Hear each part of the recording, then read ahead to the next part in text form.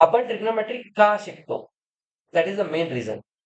तर ट्रिग्नोमेट्री हा पूर्ण स्पेस सायन्स आहे किंवा कोणत्याही टाइपचं जे हायर लेव्हलचं सायन्स आहे, त्याला मोर काय म्हणू आपण त्याला क्लिअरली जर आपल्याला एक्सप्लोर करायचंय, तर ट्रिग्नोमेट्री यूज होतं. इस्रो, नासा ट्रिग्नोमेट्री शिवाय काहीच काम करू शकत नाही.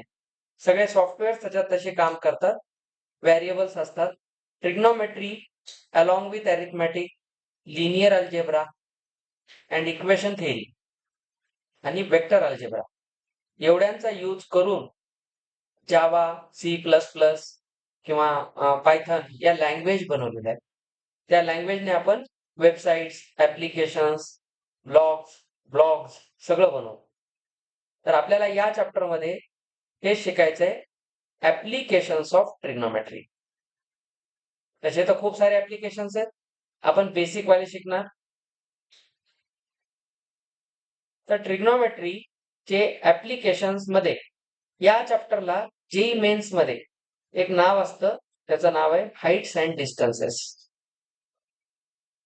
तर आपण ट्रिग्नोमेट्रीचा जो बेसिक यूज करतो तो डिफरंट हाईट्स आणि डिस्टन्सेसला कॅल्क्युलेट करण्यासाठी करतो.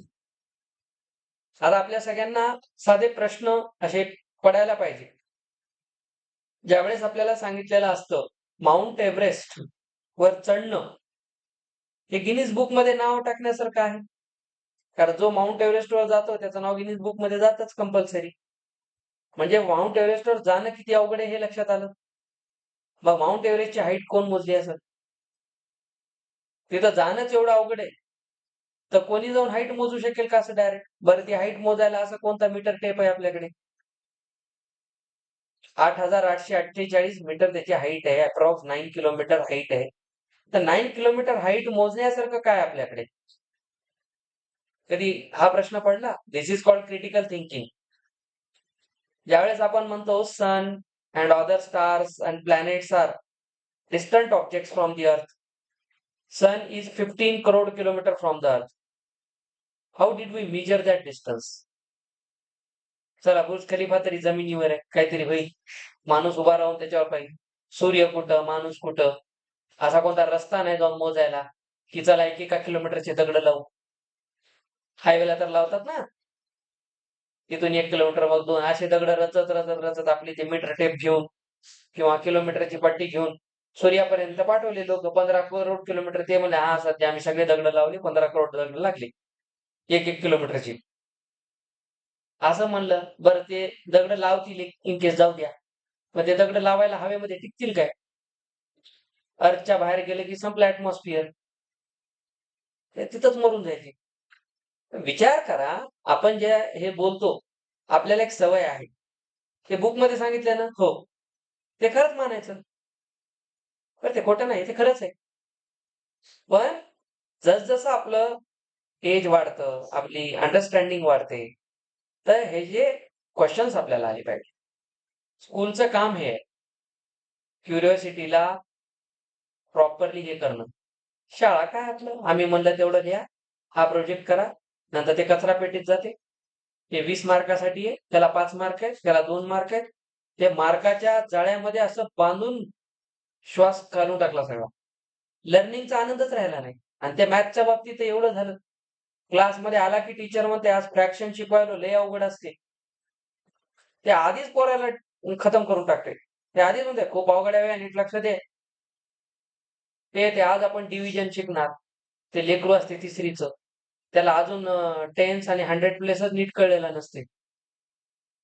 त्याला अजूनही 216 ला 2 ने डिवाइड कर म्हणले की ते आन्सर 18 लिहिते. मधला झिरो कुठे गेला त्याला कधीच कळला नाही. आता मी पाहिलो आमच्या 8वीच्या वर्गात एलसीएम एचसीएफ काढताना ते चुका करायचे. मधला झिरोच विसरायले. पुन्हा म्हणे सर हे परफेक्ट क्यूब नाही, परफेक्ट स्क्वेअर नाही. म्हटलं का नाही?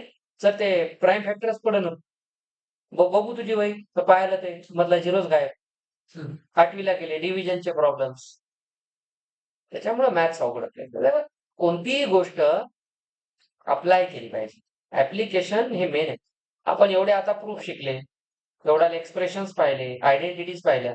साहजिक आहे आपल्या मनात प्रश्न येतो, प्रश्न आला पाहिजे, आपण हे का शिकतो. तर जे क्वेश्चन्स आपल्या डोक्यामध्ये लहानपणी आले असतील, की ही हाईट कशी मोजली, हे डिस्टन्स कसं काढलं, कसं आपण काढतो, एवढं लाईट इयरवर आपल्याला हे सापडलं. असे नेमके कोणते कॉन्सेप्ट आहेत? बरं ते अँगल्स कसे मोजले? तर इथे सगळ्यात मोठा रूल असतो प्रोपोर्शनॅलिटी. रेशोज काढून हे काढलं जातं. तर या सगळ्या गोष्टी आपण जे मॅप काढतो, वर्ल्ड मॅप काढतो. एवढ्या सेंटीमीटरला एवढं किलोमीटर.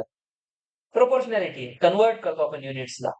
आणि मग आपण एका छोट्या फॉर्ममध्ये एक मोठा पूर्ण पृथ्वी, पूर्ण ग्लोब मॅप काढणं जोक नाहीये.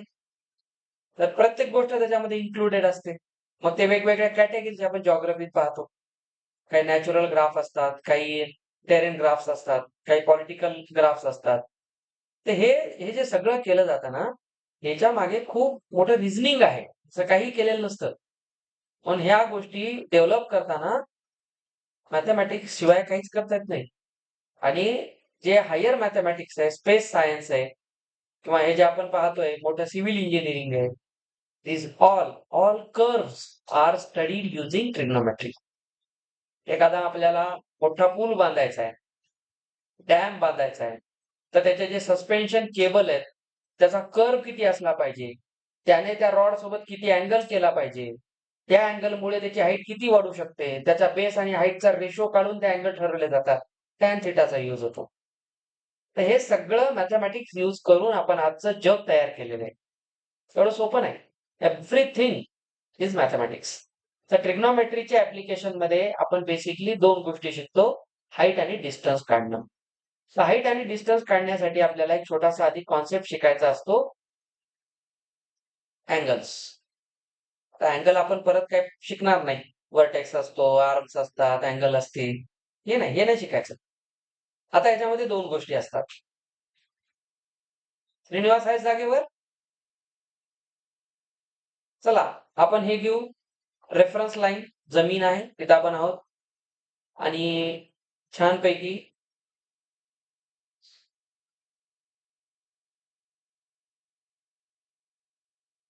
हा कोणतरी ऑब्झर्वर उभा आहे. अरे आम्ही फिजिक्स मध्ये असं काढतो, एच.सी. वर्माच्या बुक मध्ये असे माणसं काढलेत. हं? मी काही युजलेस करत नाही. माझ्या सगळ्या गोष्टीच्या मागे काहीतरी रिझन असते. आणि हा काय करतोय? बुर्ज खलिफाच्या खाली उभा आहे. ठीक आहे. हा इथे आहे. आता ह्याच्या आय साईड पासून, आता बुर्ज खलिफाच्या हाईट समोर ह्याची हाईट नेग्लिजिबल. जर बुर्ज खलिफाच्या वर कोणी ऑब्झर्वर गेला आणि नीट जर राहिला तिथं, तर तिथून जर त्याने ह्याला पाहायचा प्रयत्न केला तर त्याला हे मुंगीत दिसत. तर ह्याच्या रिस्पेक्ट मध्ये रेफरन्स फ्रेम हा जो ऑब्झर्वर आहे, हा ऍक्च्युली एक पॉइंट आहे. एका पॉइंटच्या रिस्पेक्ट मध्ये समजा हा इथं उभा आहे आणि हा उभा राहून असा स्वतःला प्रश्न विचारायला, त्याची हाईट किती असेल. आणि समजा तो आपल्या लर्नॉनचा टेक्नोमॅटिकचा स्टुडंट आहे आणि त्याने विचार केला की चला मला याची हाईट मोजायची. तर त्याने काय म्हणते, हा बस आता गुगलवर पाहतो. ठीक आहे नाही, कारण ज्यांनी हे बांधले त्याने याचे सगळे हाईट डायमेन्शन दिलेलेच आहेत. सिव्हिल इंजिनिअरिंग आहे, त्याचा सगळा डेटा उपलब्ध आहे. पण मी त्याला कंडिशन सांगितली, ही हाईट काढायची पण कुठली वेबसाईट वापरायची नाही, कुठला डेटा वापरायचा नाही. तू तुझं डोकं वापरून सांगायची हाईट कशी काढशील. तर पहिल्यांदा तर त्याला ही हाईट काढण्यासाठी आधी खालून वर बघावं लागेल. त्याला एक गोष्ट माहित असते, जी तो मोजू शकतो, या फूट पासून, याच्या फूट पासून याचा फूट किती दूर आहे. ठीक आहे नाही, तर हे डिस्टन्स तो काढू शकतो, बिलकुल काढू शकतो. Let's say this distance is x axis वर आहे, एक्स इंटरसेप्ट. आणि ही हाईट माहित नाही, त्याने त्याला वाय मानलं. आणि त्याला एक अंदाज आला की मी इथून हे जे पाहतोय ना, लेट्स से मी 30 डिग्रीने पाहतोय. हा अँगल माझा लेट्स से 30 डिग्री आहे. सगळं शिकवतो या चॅप्टर मध्ये मी तुम्हाला, ऍज युज्युअल मास्टर बनवतो, तुमची इच्छा असेल तर. फक्त लक्ष द्या, ह्याला कसं अप्लाय करायचं. एक से बढ़कर एक क्वेश्चन आहे ह्याचे सुद्धा. फक्त एनसीईआरटीचे पुस्तक घेऊन खुश होऊ नका. ह्याचे एक्स्ट्रा क्वेश्चन जास्त करा, मस्त मजा येईल. करा म्हणल्यापेक्षा मीच करून देतो. आता तुम्हाला काय माहिती आहे याच्यात? सर आम्हाला फक्त मी किती दूर उभा आहे हे माहिती आहे, मला ही हाईट काढायची, तर माझं टार्गेट वाय काढणं आहे. तर माझ्याकडे दोन गोष्टी आहेत. ट्रिग्नोमेट्री काय म्हणते, एक साइड आणि एक अँगल दाखवा, बस झालं मला. तर मला ही लेंथ माहिती आहे. Let's say this x is non, हे नोन आहे आणि हे अननोन आहे, हे मला काढायचं आहे. तर आता तुम्ही फक्त एवढं पाहायचं असतं, 30 डिग्रीच्या ऑपोजिट साइड काढायची आहे आणि ऍडजस्टंट माहिती है. तो ऐसा कौन है जो ऑपोजिट और एडजेसेंट को एडजस्ट करता है? कॉट भी है. अरे मला पूर्ण उत्तर देत जा, माझ्यासमोर विचार करून उत्तर द्यायचं. ऑपोजिट ऍडजस्टंटला जोडणारे 2 जण आहेत. मी म्हणलं रेशिओ कोणता घ्यायला हे बोललो नाही मी. या दोघांना कनेक्ट करणारा कोण आहे? टॅन पण आहे, कॉट पण आहे. सर मग आम्ही कोणतं वापरा? कोणतंही वापरा, काही प्रॉब्लेम नाही. ट्रिग्नोमेट्री दोन्हीसाठी आहे. बेटर असते टॅन वापरणं. का? मी म्हणतो म्हणून, बाकी काही नाही. लक्षात घ्या, तुम्ही कोणताही रेशो वापरा, पण व्हॅल्यू टेबल काढताना मी आधी साइन कॉस टॅनचाच काढला होता. बाकी रेसिप्रोकल्स आहेत. म्हणून बेटर असते की टॅन वापरा. आता इथं मला एक सेन्स आला पाहिजे की मला इथं टॅन वापरायचं का, कॉट वापरायचं का, साइन वापरायचं. 6 रेशो आहेत. त्यासाठी मी स्वतःला प्रश्न विचारेन, काय काढायचंय? ऑपोजिट. काय माहितीये? ऍडजस्टंट. तर काय वापरावं? टॅन. जेव्हा एखादा ऑब्झर्वर एखाद्या पर्टिक्युलर हाईटच्या ऑब्जेक्टकडे पाहतो, खालून वर पाहतो, महत्वाचा शब्द सांगायलो, जेव्हा तो खालून वर पाहतो, तेव्हा जो अँगल बनतो, याला म्हणतात अँगल ऑफ एलिव्हेशन. ठीक आहे? Angle of elevation. याला मराठीमध्ये म्हणजे संस्कृतमध्ये म्हणतात उन्नत कोन. उन्नत कोन. उन्नत, उन्नती, प्रोग्रेस. प्रोग्रेस हे वर जाणं, पुढे जाणं असते. डायरेक्ट वर जाणं नसते. तर लक्षात घ्या, इथून मला एक कळलं की हा ऑब्झर्वर खालून वर पाहतोय. त्याने इथून मित्राला हाय केलं खालून आणि मग मित्राला विचारलं. मित्र म्हणतो सांग बरं मी किती हाईट वर आहे. मग तो म्हणतो थांब मी आता सांगतो. तर मी काय करतो, टॅन 30 वापरतो. मला ऑपोजिट हाईट काढायची आहे, ऍडजस्टंट एक्स माहिती आहे. झालं ना काम? तर एच काय होईल? X into tan 30. टॅन 30 ची व्हॅल्यू असते 1/√3. म्हणजे हा √3 खाली येतो. मग सर मी याला रॅशनलाइज करतो. मग मी याला √3x लिहितो, खाली 3 लिहितो. सर हे तुम्ही दिलेलं आहे. ही व्हॅल्यू आम्हाला 1.73 माहिती आहे. असं धरून चला की इथली व्हॅल्यू आपण मीटर मध्ये काढतोय लेट्स से. ठीक आहे? मीटर मध्ये समजा मी काहीतरी एक व्हॅल्यू देऊन टाकली 20 मीटर, पण 100 मीटर, 100 दिलं. तर इथं 100√3/3 घेतलं. तर 100 इंटू 1.73/3. तर बघा हे किती येतं साधारणतः 173. वर 2 झिरो आणि पॉईंट दिला, तर 2 झिरो गायब झाले. डिवायडेड बाय 3 केलं. आता मी ऍक्च्युअली इथं व्हॅल्यू नाही द्यायला पाहिजे, कारण आपण मोठ्या हाईट बद्दल बोलतोय. ठीक आहे? त्याला एक्सच राहू द्या, काही अडचण नाही. तर इथे जेव्हा मी ह्याला सॉल्व्ह करतो, तेव्हा मला ऍक्च्युअल हाईट भेटते. This is application of trigonometry.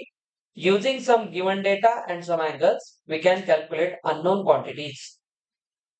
Whether that quantity may be a height or a distance. आता मी तर हाईट काढली.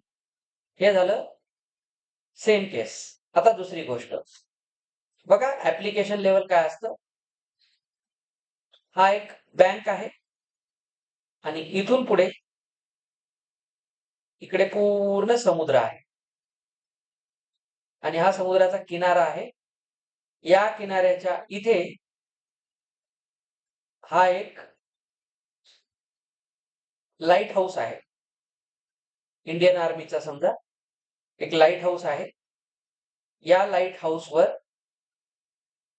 आपला एक सोल्जर बसलेला आहे ड्युटीवर आणि लाईट हाऊस आहे तर असा लाईट मारत राहते पाण्यावर.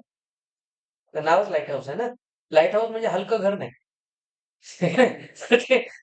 त्याच्यावर लाईट असतो आणि तो रात्री येणाऱ्या ऑब्जेक्ट्स कडे लक्ष ठेवण्यासाठी तो लाईट असतो. आणि मग त्याच्या लक्षात आलं की इथे एक ऑब्जेक्ट आहे. ठीक आहे? इथे तो ऑब्जेक्ट आहे. आता हा ऑब्जेक्ट आहे, त्याला इथून आपल्या लाईट हाऊस पासून हा सी शोर किती आहे माहिती आहे. ही लेंथ लेट्स से एक्स आहे, ही त्याला माहिती आहे. आणि तो काय करतोय, आता मात्र तो वरून खाली पाहतोय. याच्याकडे. सर इथला अँगल आम्हाला माहिती आहे का? नाही. काढता येईल का? हो. कसं? खाली उडी मारून? नाही. We can use geometry here. आता हे मेन आहे. आता ऑब्झर्वर इथे आहे. समजलं? आणि इथे ऑब्जेक्ट आहे. आता तो वरून खाली पाहतोय. सर मग अँगल कोणता घ्यायचा? अब ध्यान से देखना. आणि हे खूप जण सांगत नाहीत किंवा सांगितलं तर तुमच्या पार डोक्याच्या वर जाते. हा एक्स ऍक्सिस आहे खाली खाली. मी याला एक पॅरलल लाईन काढतो.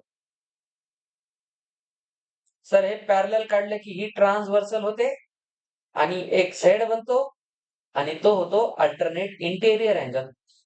सर आम्हाला एक माहिती आहे, अँगल नेहमी पॉझिटिव्ह एक्स डायरेक्शनचा घेतात.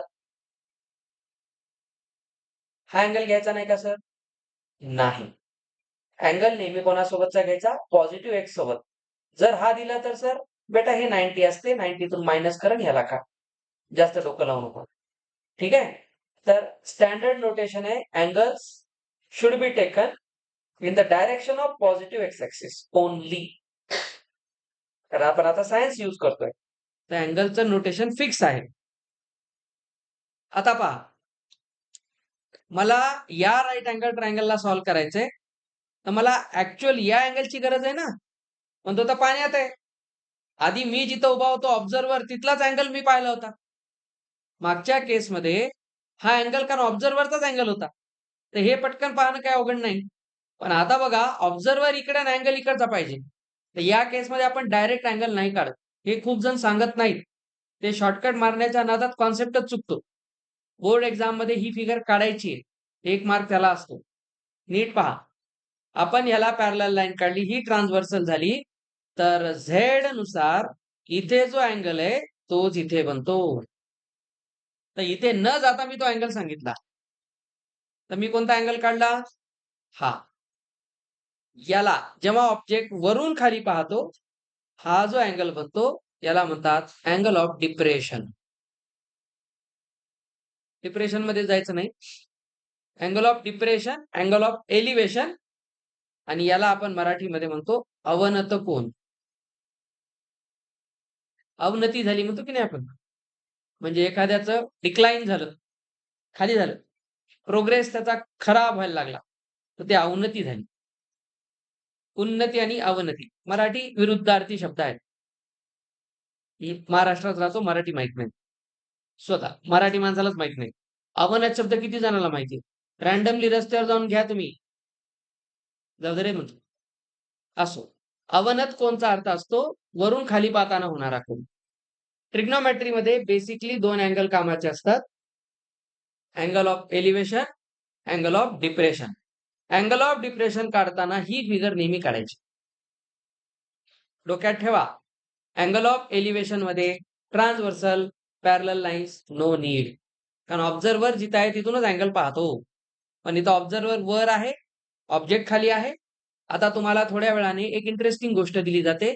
समजा कोणी म्हटलं, नीट पहा, इथला अँगल 30 डिग्री आहे, तर ऑब्व्हियसली हा पण 30 होईल. तर तुम्हाला विचारल्या जाते की टॉवरची हाईट माहिती आहे, ही नोन आहे आता. समजायले? आणि हे पण नोन आहे. कळतं? कारण हे सी शोर माहिती आहे, ही हाईट माहिती आहे. आता तुम्हाला विचारते, सी शोर किंवा फूट ऑफ द लाईट हाऊस पासून ही जी एखादी बोट असेल, तर ती बोट किती दूर आहे? ती जर तिथं थांबलेली असेल तर, ती तिथं थांबलेली आहे, तरच तुम्ही तिचं डिस्टन्स सांगू शकता. ती जर मोशन मध्ये असेल तर तुम्ही हे डिस्टन्स काढेपर्यंत इथे येईल. याचा विचार करताल की नाही? देखो मैं क्या बोल रहा हूं. आता हा इथे आहे, तुम्हाला प्रश्न सहजासहजी देत नाहीत. हा वाय मानला, तर तुम्हाला हा काढायचे काय? हा वाय माहितीये काय? थीटा माहितीये, या पूर्ण लेंथचा एक तुकडा माहितीये आणि पूर्ण हाईट माहितीये. तर वापस मला ऑपोजिट आणि ऍडजस्टंट सोबतच खेळायचं. तर मी इथं पण माझं डोकं tan 30 लावतो. मी दुसरं डोकं लावतच नाही. मग मला काय माहितीये? परपेंडिक्युलर अपॉन बेस, ही पण डेफिनेशन असते त्याची. तर base actually x plus y आहे. इन केस मला हे तर माहितच असते, जर ही हाईट मी म्हणलं 30 मीटर आहे, हे डिस्टन्स लेट्स से 50 मीटर आहे. समजा हे 50 मीटर म्हटलं, तर आता आपल्याला काही रॉकेट सायन्स लागते वाय काढायला. वाय काढून गप्प व्हायचं नाही. प्रश्न असतो फूट पासून किती, तर एक्स प्लस वाय आन्सर लिहायचं. नाही तर ट्रिग्नोमेट्री वापरून तुम्ही फक्त वाय काढाल एवढंच आणि तेच ऑप्शन लिहून टाकाल आणि एमसीक्यू मध्ये आलं तर मग काही नाही, घरी येऊन म्हणता राईट केलो, त्याने म्हणजे राईट ह्याच्या 1 मार्क कमी केलो. एक गोष्ट लक्षात घ्या, तुम्हाला विचारलंय का ह्याच्याकडे लक्ष द्यायचं. मॅथ्स मध्ये हे फार मेन असते. Which of the following statements is not true. गप्प नाही त्याला फॉल्स विचारायचं सोडून नॉट ट्रू म्हणते. त्याला माहिती आहे अर्धे पोरं नॉट बघतच नाहीत, ट्रूला राईट करतात. This is the method to reduce the competition. Competition कमी करण्यासाठी हे डिस्ट्रॅक्टर असतात, असे मुद्दाम टाकतात. आपण म्हणतो फॉल्स का म्हणत नाही, नॉट ट्रू म्हणाले, त्याला पकडायचं तुम्हाला. असो, समजलं. याच प्रश्नामध्ये एक छोटीशी इंटरेस्टिंग गोष्ट, ही केस 1 आहे. तुम्हाला कधी कधी ही हाईट पण देत नाहीत आणि हे डिस्टन्सही देत नाहीत, असा बसा बोंबलत. आता म्हणतात त्याची हाईट पण सांगा आणि हे किती दूर होतं हे पण सांगा.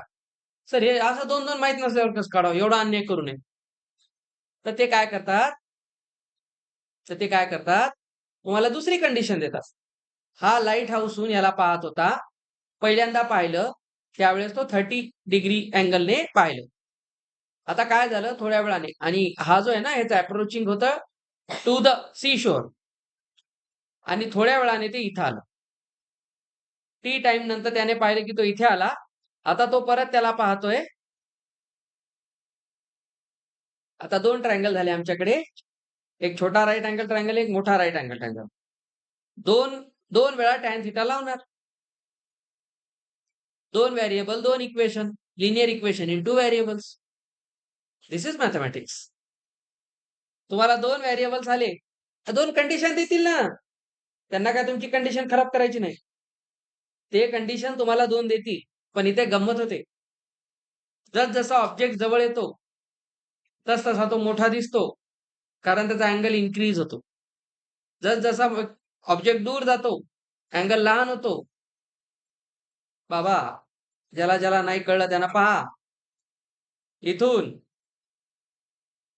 एक बॉडी इथं आहे, एक इथं आहे आणि एक इथं आहे. तर त्या हे 2 डोळे आहेत माणसाचे. 2 डोळ्यांनी ऑब्जेक्टला पाहिलं, एवढा अँगल आहे. त्याच 2 डोळ्यांनी याला पाहिलं, हा अँगल अजून लहान झाला. त्यानं जर खूप दूरच्या याला पाहिलं, समजून घ्या हे काय गणपतीचं तोरण नाही, हा तिथं अजून लहान झाला. भावना समजून घ्या. तर बघा, जसं ऑब्जेक्ट दूर चालला अँगल खूप छोटा आहे, त्याला आपण व्हिज्युअल अँगल म्हणतो. हा व्हिज्युअल अँगल जसा छोटा होतो तसा ऑब्जेक्ट लहान दिसतो. आता जसं काय व्हायलंय, लाईट हाऊसहून पाहताना आधी त्याला वाटलं की एखादी छोटीशी खोडी असेल, नंतर आल्यावर कळलं मोठी क्रूज बोट आहे, कारण ते जवळ आल्यावर कळलं. तर इथे गंमत काय झाली, नीट आहे का, मजाक नाही चालू आहे. आता त्याने या लाईन सोबतचा जो अँगल आहे ना, तो हा आहे. हा अँगल बघा, ऑब्विसली थीटा मध्ये समथिंग इज ऍडेड. तर अँगल मोठा झाला, समजा तो आता 60 डिग्री झाला. तर तुम्ही आता कोणता झेड पाहणार, हा झेड पाहणार. तर या झेड नुसार इथला अँगल 60 होतो. अजून जर थोड्या वेळाने ते सी शोर वर येऊन इथं थांबलं तर हा अँगल अजून मोठा झालेला असेल. 3 कंडिशन देत नाहीत, 3 व्हेरिएबल देत नाहीत. बस झालं, 2 मध्ये तुमचा शहीद भगतसिंग होते. या 2 ला सॉल्व्ह केलं तरी बस झालं. तर इथे तुम्हाला 2 कंडिशन, 2 इक्वेशन बनतात, दोघांना सॉल्व्ह करायचं. जर तुम्हाला हाईट कॅल्क्युलेट करा म्हणलं तर तुम्हाला एकदा हे डिस्टन्स देतात, एकदा हे डिस्टन्स देतात. 2 डिस्टन्सवर 2 राईट अँगल ट्रायंगल करायचे. टॅन 30 लावायचा, एकदा टॅन 60 लावायचा. बघा, टॅन 30 लावला तर इक्वेशन हे बनतंय, दिसायले. आणि टॅन 60 मध्ये काय बनेल, sir tan 60 opposite to adjacent तर एवढाच बनतोय. तर इथून तुम्हाला काय माहिती आहे, एक्स माहिती आहे किंवा एक्स माहित नाही. तर तुम्ही टॅन 60 ला किती लिहाल, √3. एक्स ला इथं आणा, एच आलं. तर एच ची व्हॅल्यू इथून किती आली, √3x आली. आणि इथून एच ची व्हॅल्यू समजा हा एच माहितच नाही तुम्हाला, तर इथून h ची व्हॅल्यू किती आली? 50 प्लस y बाय √3. आणि इन केस समजा हे y तुम्हाला माहिती आहे, हे जर नोन असेल, समजा ही व्हॅल्यू समथिंग एक कॉन्स्टंट अल्फा आहे, हे माहिती आहे आपल्याला. तर बघा, हे हाईटचं एक्सप्रेशन आहे आणि हे पण हाईटचं एक्सप्रेशन आहे. त्यातले तिन्ही माहिती आहेत. तर फ्रॉम इक्वेशन 1 अँड 2 आपण दोघांना इक्वेट करू शकतो. तर √3x कशाला इक्वल होते? 50 प्लस अल्फा बाय √3. आता वापस तुम्ही चालू द्या. 50 plus alpha is 3x. Cross multiply करून अल्फा किती आला? नाही, अल्फा अल्फा माहिती आहे सर आम्हाला. तर आम्हाला x काढायचा आहे. तर 50 प्लस अल्फा बाय 3 झाला. अल्फा माहिती आहे, 50 माहिती आहे, 3 माहिती आहे, x आला. म्हणजे हे डिस्टन्स हे आलं. हे डिस्टन्स आलं, ते इथं ठेवलं की हाईट येत. आलं लक्षात? तर तुम्हाला 2 वेळा कंडिशन्स सॅटिस्फाय करायच्या असतात. मी पुढे जे प्रश्न घेणार आहे त्याचे हे बॅकग्राऊंड आहे. या टाईपचे प्रश्न असतात. अजून एक कॅटेगरी असते. मी कॅटेगरी शिकवायलो. एक टाईपचा क्वेश्चन कोणता येणार? एलिव्हेशन अँगलचा. एक डिप्रेशन अँगलचा. डिप्रेशन मध्ये हे व्हेरिएशन असतं. 2 कंडिशन वाले क्वेश्चन्स. त्याच्यानंतर एक स्पेशल कॅटेगरी परीक्षेत विचारली जाते, ब्रोकन ट्री. ब्रोकन ट्रीचे क्वेश्चन्स असतात. लास्ट इयर तुम्ही नाही, आमच्या अनुष्काने, म्हणजे तुम्ही लास्ट पास टू 3 इयर्स, जेव्हा तुम्ही 7वीला होता तेव्हा पायथागोरस चॅप्टर होता आपल्याला मॅथ्स मध्ये, आणि तिथे एक झाड तुटल्याचं तिथे हाईट काढा, तिथे आपण पायथागोरस यूज करून केलं होतं. सेम क्वेश्चन येतो. आता क्वेश्चन कसा असतो बघा, की एका सरफेसवर एक झाड आहे, स्टॉर्म आलं, वादळामुळं ते झाड मोडलं.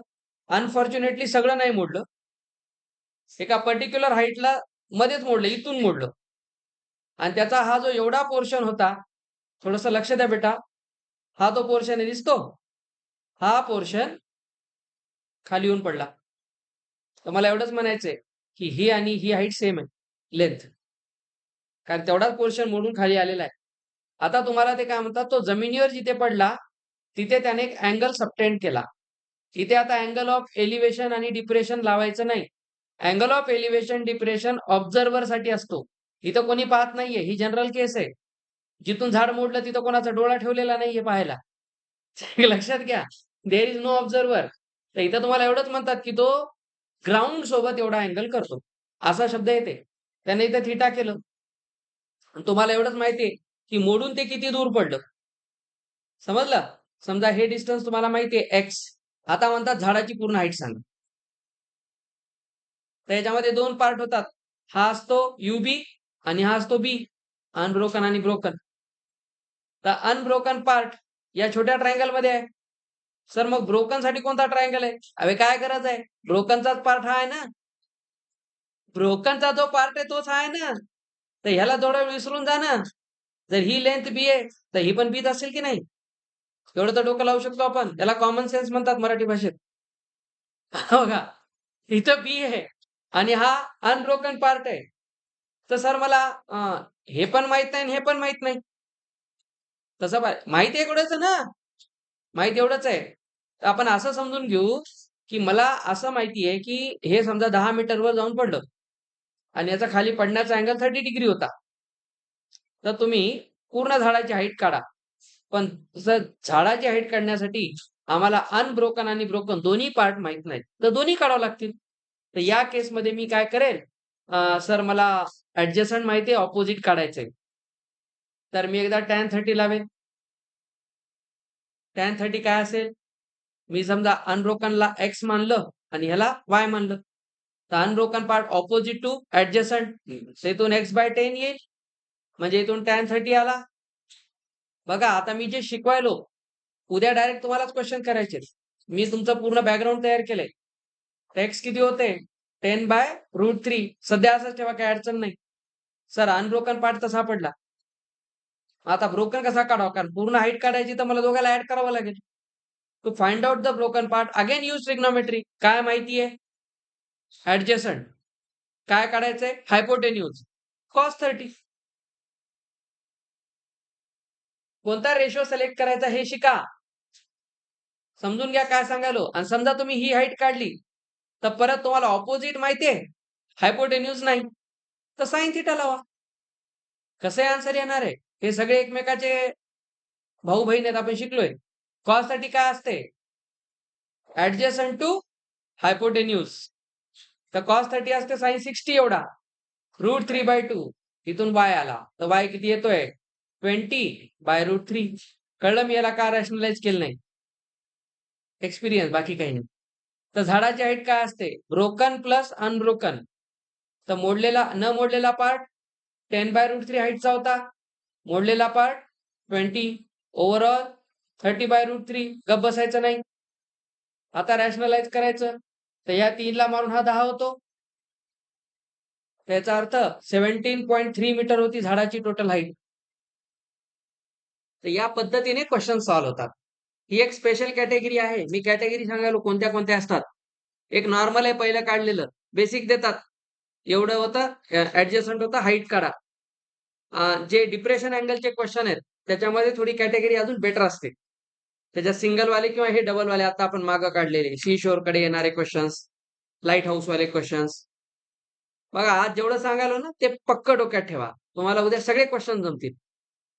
काही नसते बेटा लर्निंग, जगातल्या कोणत्याही कोचिंगला जा, आपलं हे पक्क पाहिजे, दुसऱ्याच्या भरोश्यावर जगायचं नाही. आता लक्षात घ्या, ही टोटल हाईट आली. आता नेक्स्ट कॅटेगरी असते बिल्डिंग हाईट्स. बिल्डिंग हाईटची कॅटेगरी असते. आता हे काय म्हणतात नीट बघा, एक कॅटेगरी असते. एक रस्ता आहे म्हणतात, त्या रस्त्याच्या 2 बाजूला 2 घर आहेत. ही एक बिल्डिंग आहे आणि त्याच्या ऑपोजिट एक मोठी बिल्डिंग आहे. आता ते काय म्हणतात नीट समजून घ्या. जे जे सांगायला त्याच्याकडे लक्ष द्या. पहिल्या बिल्डिंगवर एक रिकाम टेकडं पोरगं बसलं, काही काम नाही, आणि उगाच त्यांना पाहिले की दुसऱ्या बिल्डिंगवर एक माकड बसले. ते एक माकड दुसऱ्या माकडाला पाहिले. आता ते काय सांगतात बघा, या बिल्डिंगची हाईट लेट्स से 20 मीटर आहे, ज्याच्यावर तो पाहतोय. आणि आता तुम्हाला सांगतात की हे जे रस्ता आहे हा लेट्स से 60 मीटरचा आहे, त्याची रुंदी. ठीक आहे. आता काय म्हणतात, हा ऑब्झर्वर दुसऱ्या बिल्डिंगच्या टॉपकडे पाहतोय. आता ऑब्झर्वर आहे, पाहतोय, म्हणजे अँगल ऑफ एलिव्हेशन आहे. सर तो कुठं असेल? अँगलच नाही की सर इथं. आता काही अतिशहाणे असतात, ते हा अँगल घेतात, त्याला अँगलच पाहिजे ना फक्त. तर काय नाही, एक रेस थोडी जरी अशी झाली की लोकांना अँगल दिसायला सुरू होते, मग त्याला आपण चुकीचा अँगल म्हणतो. असा अँगल कधीच पकडायचा नाही. अँगल असतो पॉझिटिव्ह एक्स डायरेक्शन सोबत, म्हणून सांगू लागलो. इथं तर कुठला ऍक्सिसच नाही. सर मग काय डोकं लावावं? काही नसते, जॉमेट्री जिंदाबाद. या बेसला इथे तुम्ही डॉटेड लाईनने काढा. तुम्हाला सेकंड बिल्डिंगची हाईट विचारतात, याची पूर्ण हाईट सांगा म्हणतात, लय बदमाश असतात. समजलं का? ही पूर्ण हाईट काढा म्हणतात. सर याचं काहीच माहित नाही, पूर्ण हाईट कशी काढावं? आता निघते बघा. आता हा जो ऑब्झर्वर आहे, जेव्हा तो या ऑब्जेक्टला पाहतोय तेव्हा त्याने इथं केलेला अँगल लेट्स से 30 डिग्री आहे. मी तुम्हाला स्टँडर्ड अँगल द्यायलो. जेईई मेन्स एक्झॅक्ट क्वेश्चन विचारते, इथे 18 डिग्री करते. मग ते √3 काय काय काय काय आजी आजोबा एवढे तिथं स्क्वेअर रूट आणि काय काय लागतात, ते व्हॅल्यू पाठ करावं लागतात. आम्ही ते शिकवतो मग अलाइड अँगल्स मध्ये. आता हे सेम क्वेश्चन जेईई मेन्स विचारते, कॅल्क्युलेशन टफ करून टाकते, बाकी काहीच नाही. तर 10वी आणि 12वीच्या प्रश्नामध्ये जास्त फरक नाहीये, पण खूप आहे. बघा, हा 30 डिग्री आहे, 30 डिग्री आहे. आता तुम्हाला कसं ही हाईट काढता येईल? तर सर आम्ही जॉमेट्री लावतो. एक रेक्टँगल बनला, हा रेक्टँगलच्या ऑपोजिट साइड सेम असतात. हा 60 तर हा 60, हा 20 तर हा 20, याला मानतो एक्स. तर बघा आता मी हा राईट अँगल ट्रायंगल घेतो, हा अँगल ऑफ एलिव्हेशन आहे. ठीक आहे, अँगल ऑफ एलिव्हेशन आहे. सर मला काढायचे ऑपोजिट माहिती ऍडजस्टंट tan 30 सगळ्यात जास्त यूज होते ऍप्लिकेशन मध्ये. तर ऑपोजिट टू ऍडजस्टंट, मग tan 30 घेतला, परत 1/√3 झाला 60, तर 60/√3 ही व्हॅल्यू आली. आता टोटल बिल्डिंगची हाईट काय झाली? 20 + 60/√3 झाली टोटल बिल्डिंगची हाईट. म्हणजे इथं बघा तुम्ही काय लिहू शकता, 20√3 पेक्षाही सोपं काम करा. सर 20 कॉमन काढतो आम्ही. आता हे मॅथमॅटिक्स आहे, बाकी काही नाही. इथून 1+3/√3 येतं. 3/√3 ला आपण आता सध्या काय करू, 1 ला असंच ठेवू, वर √3 करून खाली 3 करू, रॅशनलाइज करून खतम.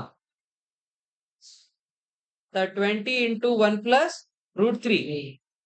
सर √3 असते 1.73, मग हा झाला 2.73 आणि याचं मी डबल करतो 0.45. ठीक आहे. आता समथिंग डेसिमल कडे लक्ष द्यानंतर तर या पद्धतीने तुम्ही काढलात तर ही टोटल हाईट 20 पेक्षा जास्त येणार, नो डाऊट. हे 54 समथिंग येईल. 54 येईल ते. तर तुम्ही या पद्धतीने हे कॅल्क्युलेट करू शकता. प्रोसेस कळली तुम्हाला, बाकी जाऊ दे ते कॅल्क्युलेशन. ही एक स्पेशल कॅटेगरी असते क्वेश्चनची. त्याच्यानंतर एक कॅटेगरी आहे टाईड काईट. सगळं सांगालो. सगळं सांगालो. ही जमीन आहे. जमिनीवर इथे एक पेग आहे. पेग म्हणजे खुंटा रोवलेला आहे. अरे बाबा, शामियाना मारण्यासाठी ते खुंटा लावत नाहीत का? हा, तुला पेग म्हणजे काय वाटलं? बदमाश. हा हा, असं आहे का? एक पोरग काय करायले, पतंग उडवू चला.